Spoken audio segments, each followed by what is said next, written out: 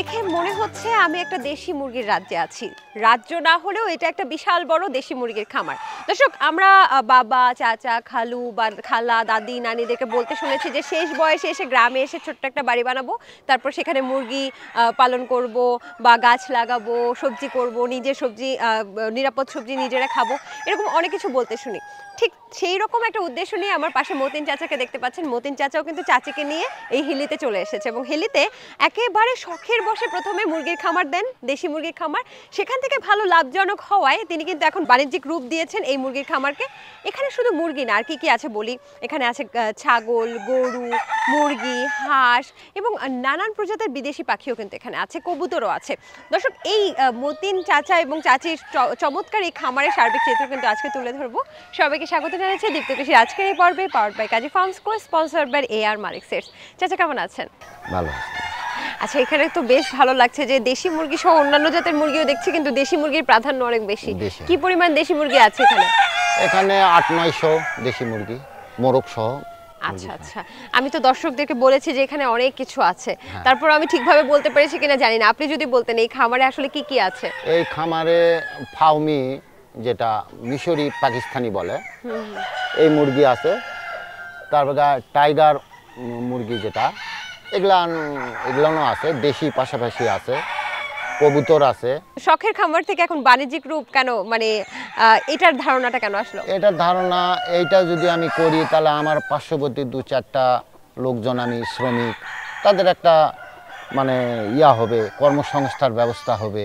আচ্ছা, দেখতে পাচ্ছি যে এখানে যেহেতু দেশি মুরগির চাহিদা কিন্তু এখন অনেক বেশি। প্রথমে কি নিজেরা খাওয়ার জন্যই চিন্তা করেছিলেন যে ঠিক আছে নিজেরা কিছু পালি, নিজেরা খাবো, ছেলে মেয়েদেরকে ঢাকায় পাঠাবো, এরকম কিছু? না, প্রথমে ওইরকমই ছিল। তারপর দেখতেছি যে না, দেশি মুরগির রোগবালাই কম। আচ্ছা, এর খাবারের যে দাম, দেশি মুরগি ওই খাবারটা অতটা দিতে হয় না, এবং বাজারও আমি দামও বেশি পাচ্ছি। অনেকে আছে যে দেশি মুরগিকে ফিড খাওয়াচ্ছে, আপনি কি ফিড খাওয়াচ্ছেন কিনা? না, ফিড আমি সেরকম খাওয়াই না। প্রথম যখন বাচ্চাটাকে আমি তৈরি করি, তখন আমি 2 মাস বয়স পর্যন্ত ফিডটা আমি খাওয়াইছিলাম। তারপর থেকে একদম গমের ভাঙড়ি, তারপর ভুট্টার ভাঙড়ি, গুঁড়া, এগুলা মিক্সচার করে আমি এদের খাওয়াই। তাতে আমার খরচ অনেক কম। তারপর শাকসবজি, বিভিন্ন রকমের শাকসবজি দিলে পরে রোগবালাইটা কম হয়। ও আচ্ছা, এটার মধ্যে অনেক ধরনের মিনারেল থাকে। মুরগিগুলোকে আপনি ডিমের উদ্দেশ্যে করছেন নাকি মাংসের উদ্দেশ্যে? ডিম মাংস দুটাই। প্রথমে ডিম, তারপরে মাংস। তাহলে প্যারেন্টসও করছেন? হ্যাঁ, প্যারেন্টস। আর কিছু মোরগ সম্ভবত আপনি সেল করে দিচ্ছেন? হ্যাঁ হ্যাঁ। আচ্ছা, বাজার কি স্থানীয় বাজার? স্থানীয় বাজার, হ্যাঁ। আমরা জানি যে দেশি মুরগির একটা ব্যাপক চাহিদা আছে, তো স্থানীয় বাজারে নিশ্চয়ই 800 মুরগি করে আপনি যোগান দিতে পারছেন না, তো আরো কি বাড়ানোর পরিকল্পনা আছে কিনা? অবশ্যই বাড়ানোর প্রোগ্রাম আছে। এটা তো আমি স্থানীয় হিসাবেই সেল দিতে পারবো। দেশি মুরগি যখন পাওয়া যাবে যে এলাকাতে, পাইকার পত্র এমনি আসে, কেন বাজারে কম। আর দেশি মুরগি যদি রেডি মুরগি যদি পায় তাহলে পরে তারা নেবে। ডিমের দামও কি দেশি মুরগির বেশি? দেশি মুরগির ডিমের দাম বেশি, আর দেশি মুরগির বাজারে কম বিধায় যদি আমি চিন্তা ভাবনা করে দেখলাম যে যদি আমি দেশি মুরগির ডিমটা যদি আমি প্রোডাকশন করতে পারি, তাহলে আমি বাজারে একটা ভালো মূল্য পাবো।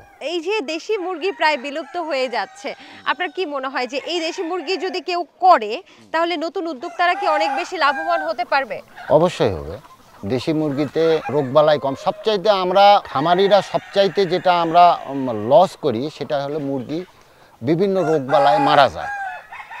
দেশি মুরগির ক্ষেত্রে কিন্তু রোগবালাইটা কম। এই জন্যে আমরা খামারিরা এটাতে আমরা প্রফিট করব। বাঁচে থাকলেই তো প্রফিট হবে, বাঁচে মরে গেলে তো আর প্রফিট হবে না। এখানে তো প্রায় খোলামেলা পরিবেশে থাকছে দেখতে পাচ্ছি, এবং এমন আমরা দেখি যে ব্রয়লার মুরগিকে অনেক পানির ব্যবস্থা, অনেক খাবারের ব্যবস্থা, স্বয়ংক্রিয় নিয়ম দরকার হয়। এখানে কিন্তু দেশি মুরগিতে সেটা আমরা দেখতে পাচ্ছি না, খুঁটে খুঁটে খুঁটে খুঁটে খাচ্ছে। এদের একেবারে ন্যাচারাল ভাবেই রাখা হয়েছে আর কি। আপনি কতদিন ধরে এই দেশি মুরগি বা এই খামারটা কতদিন ধরে করেছেন?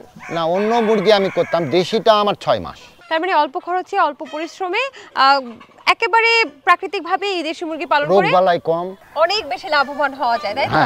আচ্ছা আচ্ছা, আমরা একটু ঘুরে ঘুরে দেখবো আপনার দেশি মুরগি আসলে আপনি কিভাবে পালন করছেন।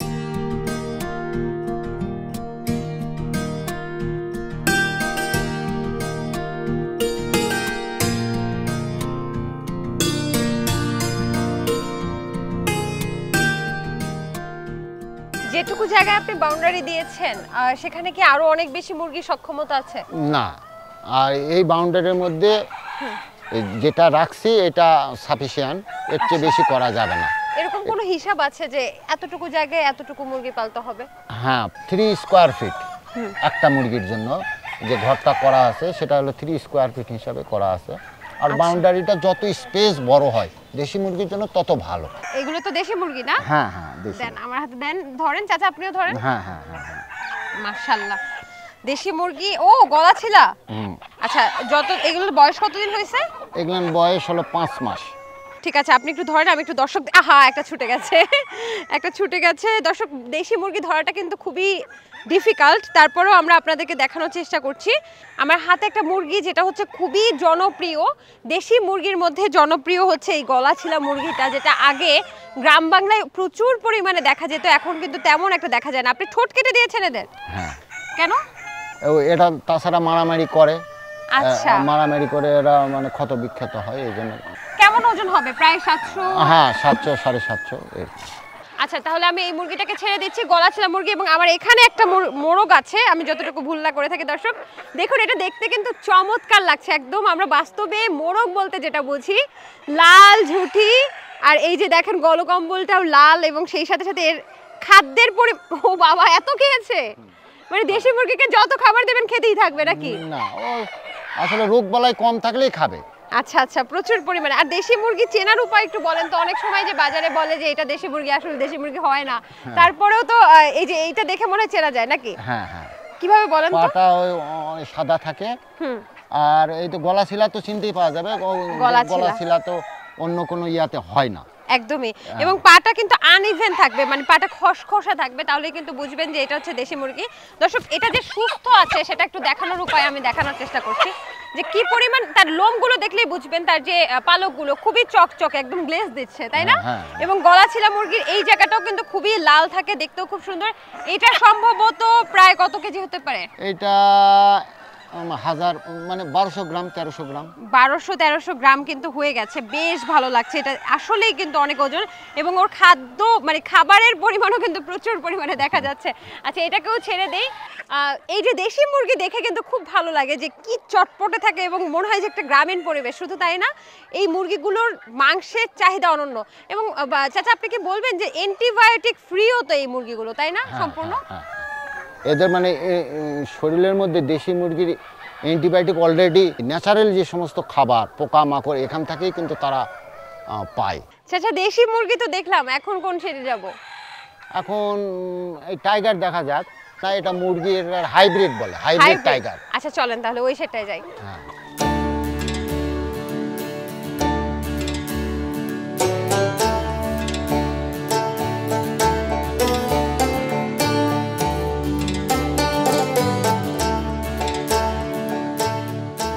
এগুলোকে বলা হয় হাইব্রিড মুরগি। এত বড়? হ্যাঁ, বড়। এগুলোর বিশেষত্ব কি এগুলো অনেক বড় হবে? অনেক বড়। আচ্ছা, ভেতরে ঢুকতে দিলেন না যে? ভিতরে ঢুকতে দিলাম না, একটু বায়োসিকিউরিটি মেইনটেইন করা হয় আর কি। আচ্ছা, এগুলো খুব সেনসিটিভ মুরগি আর। তাহলে দেশি মুরগির পাশাপাশি যে পালছেন, একদম পাশাপাশি যে সেটটা, সমস্যা হয় না? না, সমস্যা হয় না। এগুলো ওরে বাবা, এগুলো কি হাইব্রিড? হ্যাঁ, এগুলো হাইব্রিড। এক একটা তো হাতি সাইজ মুরগি। হ্যাঁ। ওরে বাবা, আমি ধরে রাখতে পারতেছি না। এগুলো এক একটা ওজন কত? এক একটা 3.5-4 পর্যন্ত। আমার 5 মাস বয়স। রাখবেন কতদিন? রাখবো 2 বছর, মানে ডিম দেওয়া অবধি। এখন প্যারেন্ট করতেছে? হ্যাঁ, প্যারেন্ট। আচ্ছা, তাহলে তখন কত ওজন হবে এগুলোর? 3-3.5 এর মতন মোরগ।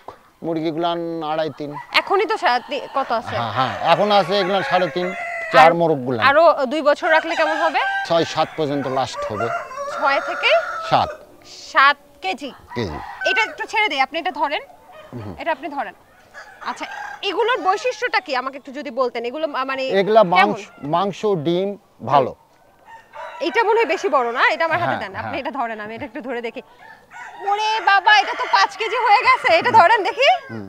মাশাআল্লাহ, এটা তো প্রায় 5 কেজি, এবং এটাকে বলা হয় হাইব্রিড। আচ্ছা, এইটার বিশেষত্ব কি আমাকে একটু বলেন তো? দেশি মুরগির সাথে তো প্রায় চেহারার মিল আছে। হ্যাঁ, মিল আছে। এটার মাংস ভালো, আর এটার মাংস বেশি হয়। এদের ডিমের প্রোডাকশনটা যেটা আমি প্যারেন্টস হিসাবে করছি, এটা ডিম মোটামুটি 80% না হলেও 70% 5% পর্যন্ত ডিম পাওয়া যায়। বাহ, চমৎকার। এইগুলোর মাংসের চাহিদা কেমন, দেশি মুরগি থেকে বেশি না কম? না, দেশি মুরগির চেয়ে কোনো অংশে কম না। আচ্ছা, এটা মাংসের চাহিদা, বাজারে মার্কেটিং অবস্থা খুবই ভালো। স্বাদ কেমন? স্বাদও ভালো। আচ্ছা, সোনালী মুরগির সাথে এর পার্থক্যটা কি? 5 মাসে এটা আমার যে ওজনটা আসলো, সোনালিটা তো আমার এই ওজনটা আসবে না। আমার প্রফিটটা, সোনালি যদি 260 টাকা কেজি যায়, এটা যদি আমার 240 টাকাও যায়, তারপরে আমার বেনিফিট মাংসের দিক দিয়ে যায়। এই দিক দিয়ে আমরা যারা ফার্মার আছি তারা আমরা লাভবান হই আর কি। আচ্ছা, আর এই ডিমের ওজনটাও তো মনে হয় বেশি, তাই হ্যাঁ, না? ওজন বড়, ডিম বড়, ডিমের চাহিদাও মার্কেটে বেশি, বিশেষ করে যারা পোলট্রি আলারা নিতে চায়। এগুলোর খাবার দাবার কি? এদের খাবার ওই ফিট। একেবারে একদিনের বাচ্চা থেকে কি পালেন এটাকে? হ্যাঁ, একদিনের বাচ্চার থেকেই পাবে। আপনি তো প্যারেন্টসের জন্য পালছেন, সেক্ষেত্রে যদি কেউ মাংসের জন্য পালে তাহলে কতদিন পালবে? 60 থেকে 65 দিন, 2 মাস থেকে 2.5 মাস। 2 মাস 2.5 মাস মাংসের জন্য যদি করা হয়, তাহলে মানে 60, 65, 70 দিনের মধ্যে সেল দিলে পারে। এই মুরগিটার 1.5, মোরগগুলান 2, দ্যাট ইজ 1-এর ঊর্ধ্বে যায়। আর আমরা এই ভ্যাকসিনের ক্ষেত্রে বলি, এগুলান যদি আমরা ভ্যাকসিনটা শুনবো তার আগে দর্শকদেরকে একটা ইনফরমেশন দিয়ে দিই। দর্শক, এই হাইব্রিড মুরগিটা মাত্র 2 থেকে 2.5 মাস যদি আপনি পালেন, কাঙ্ক্ষিত ওজন পেয়ে যাবে। যেই ওজনটা আপনি অন্য যে কোনো মুরগির ক্ষেত্রে কিন্তু এই ওজনটা একেবারেই সম্ভব না, এই ওজনটা পাওয়া। অর্থাৎ এক্ষেত্রে আপনি 1.5 মাস বা 2 মাসের মধ্যে পাচ্ছেন প্রায় 2 থেকে 2.5 কেজি ওজন, যেটা আপনার বাজারে বিক্রির জন্য, মাংসের জন্য বিক্রির জন্য একেবারেই বেস্ট। তাই অল্প সময় যদি আপনি লাভবান হতে চান, হাইব্রিড মুরগিটা আমার কাছে মনে হয় খুবই ভালো, যেহেতু বাজারে চাচা বললো চাহিদাও ভালো আছে। আর এটার রোগবালাই কেমন? এটা কি ব্রয়লার মতো রোগবালাই আছে? না, রোগবালাই বলতে যদি মাংসের ক্ষেত্রে করা হয় তাহলে 2 থেকে 3টা ভ্যাকসিন আমরা করি।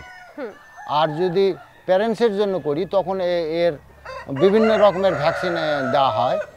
যেহেতু এটা মাংসের জন্য করি, শুধু গাম্বুরা আর রানীক্ষেত এই 2টা ভ্যাকসিন করলেই চলে।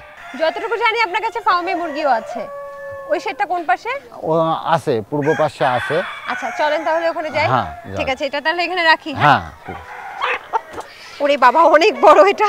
চলেন চলেন।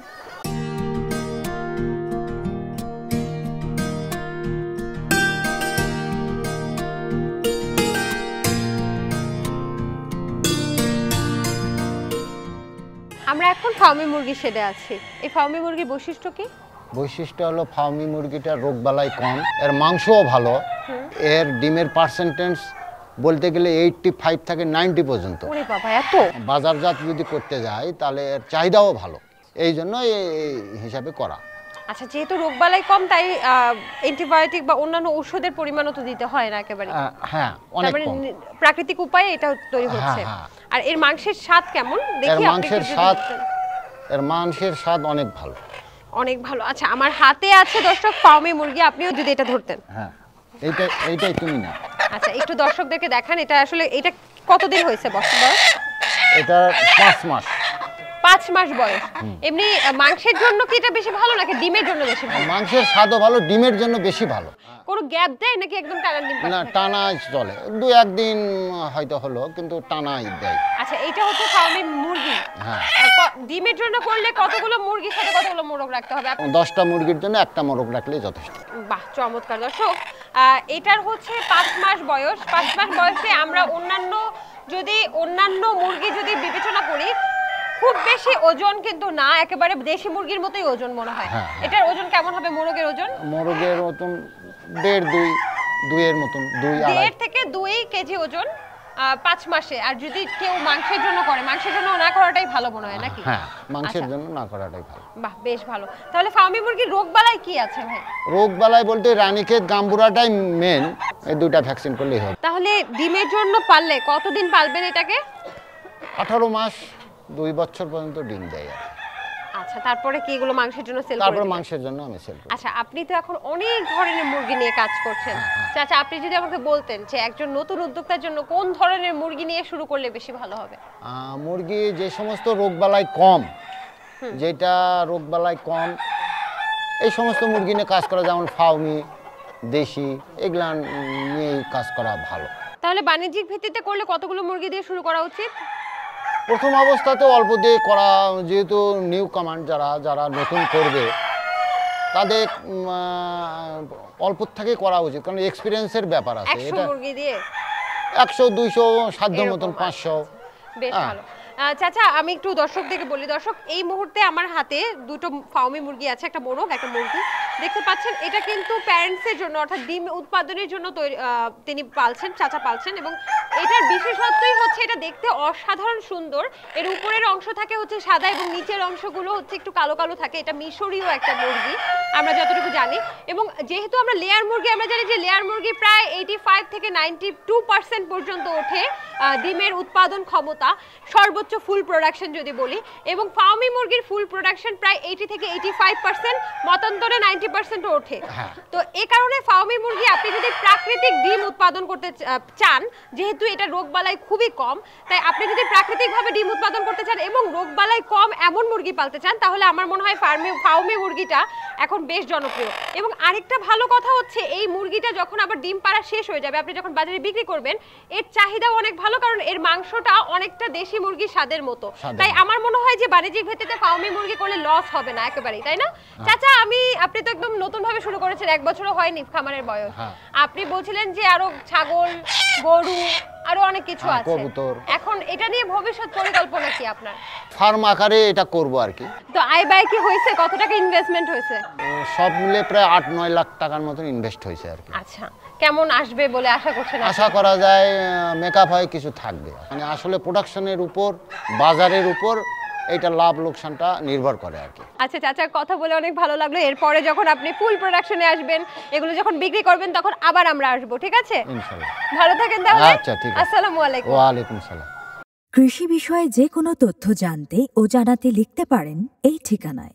দীপ্ত কৃষি, প্লট 7/A/গ, তেজগাঁও শিল্প এলাকা, ঢাকা 1208। আপনারা চাইলে ইমেল করতে পারেন krishi@dipto.tv এই ঠিকানায়, অথবা ফোন করতে পারেন 0178-768-2832 নম্বরে। শুক্রবার ছাড়া প্রতিদিন সকাল 9টা থেকে বিকেল 5টা পর্যন্ত। দর্শক, এই ছিল দীপ্ত কৃষি আজকের আয়োজন। আশা করছি পুরো আয়োজন ভালো লেগেছে। একটা বিষয় নিশ্চয়ই বুঝতে পেরেছেন, এই যে একটা শেষ বয়সে তখন কিন্তু অনেকের মধ্যে একাকিত্ব গ্রাস করে, অনেকের যখন বাচ্চা কাচ্চাকে বিয়ে দিয়ে দেয় তখন কিন্তু খুব একা হয়ে যায়। তখন আসলে কি করবে সেটা কিন্তু বোঝা যায় না, যে হয়তো কখনো ছেলের বাড়িতে কখনো মেয়ের বাড়িতে এইভাবে পড়তে হয়। কিন্তু চাচা চাচি একটা বিষয় আমার খুব ভালো লেগেছে, শেষ বয়সে তারা হিলিতে এসে চমৎকারভাবে খামার করেছে। এতে তাদের চমৎকার জীবন যেমন কাটছে, তেমনি কিন্তু তাদের এই একাকিত্বটাও ঘুচেছে এবং অনেকগুলো মানুষের কর্মসংস্থানও হয়েছে। এবং শুধু শখ থেকেই দারুণ কিছু তৈরি হয়েছে, অর্থাৎ শখ থেকে তারা কিন্তু বাণিজ্যিক রূপে যেহেতু এই খামার করেছে, তারা কিন্তু লাভবান হবে বলেও আমরা আশা করছি। আজকের মতো আমি সমৃদ্ধি বিদায় নিচ্ছি দীপ্ত কৃষির পর্ব থেকে, powered by Kazi Farms, sponsored by AR Malik seeds.